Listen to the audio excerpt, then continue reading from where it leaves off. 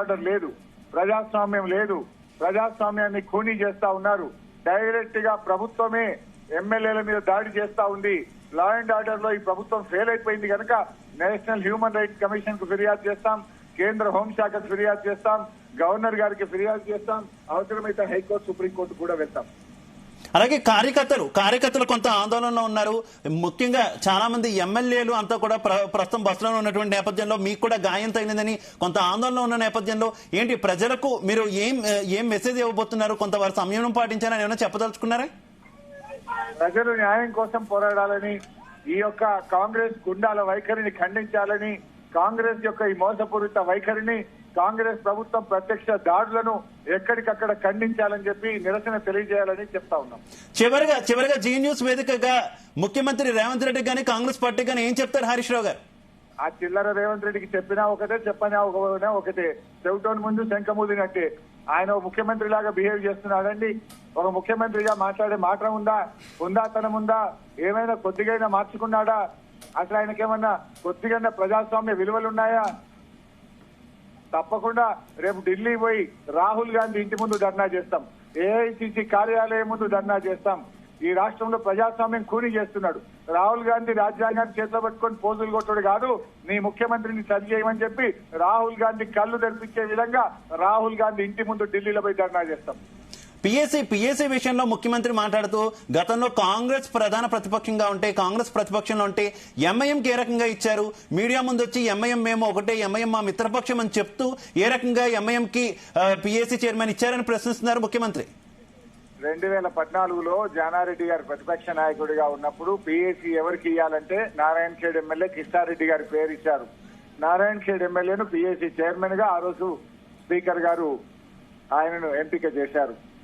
దురదృష్టవశాత్తు కిష్టారెడ్డి చనిపోతే తర్వాత రామరెడ్డి వెంకటరెడ్డి గారి పేరు జానారెడ్డి గారు ప్రతిపాదిస్తే ఆ రామరెడ్డి వెంకటరెడ్డి గారిని పిఎస్సీ చైర్మన్ చేశారు. ఆ తర్వాత రామరెడ్డి వెంకటరెడ్డి గారి తర్వాత గీతారెడ్డి గారి పేరు ఇస్తే కాంగ్రెస్ పార్టీ తరఫున గీతారెడ్డి గారిని పిఎస్సీ చైర్మన్ గా చేశారు. ఆ తర్వాత కాంగ్రెస్ పార్టీ 5 ఎమ్మెల్యేలు మాత్రమే ఉంటే ఎంఐఎం కు 7 ఎమ్మెల్యేలు ఉన్నారు. పిఎస్సీ అనేటువంటిది శాసనసభలో ఎక్కువ మంది ఎమ్మెల్యేలు ఉన్నటువంటి పార్టీకి ఇస్తారు.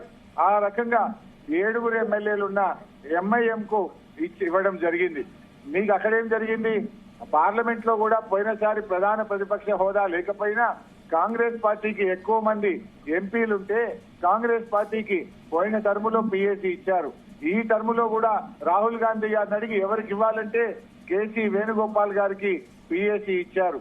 సో ఆ రకంగా ఎక్కడైనా కూడా ప్రతిపక్ష నాయకుడిని అడిగి పిఎస్సీ చైర్మన్ ని ఎంపిక చేస్తారు. మరి ఇక్కడ ఎందుకు చేయలేదండి? ఇక్కడ కేసీఆర్ గారిని అడిగి పిఎస్సీ చైర్మన్ గా మీ పార్టీ తరఫున ఎవరు పేరు సూచిస్తారని అడగాలి కదా. గాంధీ గారు కాంగ్రెస్ లో కండువా కప్పుకొని ఆయన ట్విట్టర్ లోనే పెట్టిండు, నేను కాంగ్రెస్ లో చేరాను అని. నా గొంతు పోయింది బైసాబ్, తర్వాత మాట్లాడితే kindly excuse me. Right okay thank you so much Harish Rao garu. అది ప్రస్తుతం సిచ్యువేషన్. మాకు తాగేయడానికి నీళ్లు కూడా లేదు, నా చేతికి తీవ్రమైనటువంటి గాయమైంది, అయినప్పటికీ కూడా పోలీసులు ఎక్కడా పట్టించుకోవడం లేదు. ప్రజలే మమ్మల్ని రక్షించుకోవాలని పిలుపునిస్తున్నారు మాజీ మంత్రి అలాగే ఎమ్మెల్యే హరీష్ రావు గారు. దాదాపుగా చాలా మంది ఎమ్మెల్యేలు మాతో పాటు ఉన్నారు. మా అందరినీ కూడా గత 2 గంటలుగా ఇష్టం వచ్చినట్టు పోలీసులు తిప్పుతున్నారు. ఎక్కడికి తీసుకువెళ్తున్నారు అని అడిగితే కూడా సమాధానం లేదు. దీని వెనక ముఖ్యమంత్రి రేవంత్ రెడ్డి కుట్ర ఉంది, ఆయన కుట్ర ప్రకారం ఇదంతా జరుగుతుంది అంటూ కూడా తీవ్ర స్థాయిలో మండిపడుతున్నారు హరీష్ రావు.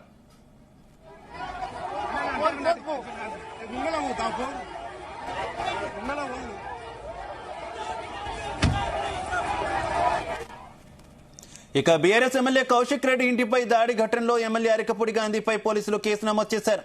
ఎస్ఐ మహేష్ కుమార్ ఫిర్యాదుతో ఆయన గచ్చిబౌలి పోలీసులు కేసు నమోదు చేశారు. ఏవన్ గా అరికపూడి గాంధీ పేరును ఎఫ్ఐఆర్ లో పేర్కొన్నారు. ఆయనతో పాటు 15 మందిపై 11 బిఎన్ఎస్ సెక్షన్ల కింద కేసులు నమోదు పెట్టారు.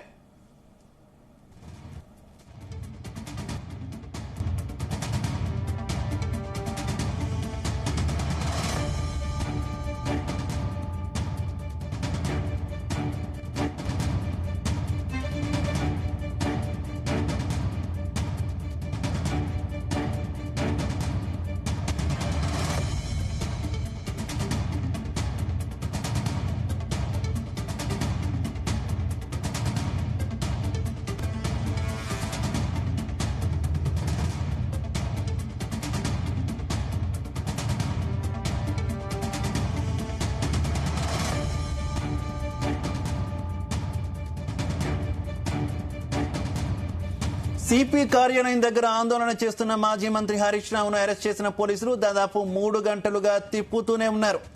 ఔటర్ రింగ్ రోడ్ నుంచి శ్రీశైలం హైవే మీదుగా తీసుకువెళ్తున్నట్టు తెలుస్తోంది.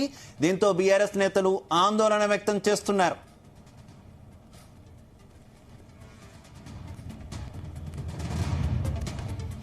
కౌశిక్ రెడ్డి ఇంటిపై దాడి చేసిన పీఏసీ చైర్మన్ అరకపూడి గాంధీని విడుదల చేయడాన్ని వ్యతిరేకిస్తూ బీఆర్ఎస్ నేతలు గంటల పాటు సిపి కార్యాలయం వద్ద ఆందోళన చేశారు. అరకపూడితో పాటు బాధ్యులైన పోలీసు అధికారులపై చర్యలు తీసుకోవాలని డిమాండ్ చేశారు. ఆందోళన చేస్తున్న హరీష్ రావుతో పాటు బీఆర్ఎస్ నేతలను పోలీసులు ఈడ్చుకు వెళ్లారు. బలవంతంగా వాహనాల్లోకి ఎక్కించారు. ఈ పెనుగులాటలో హరీష్ రావు చేతికి తీవ్ర గాయాలయ్యాయి.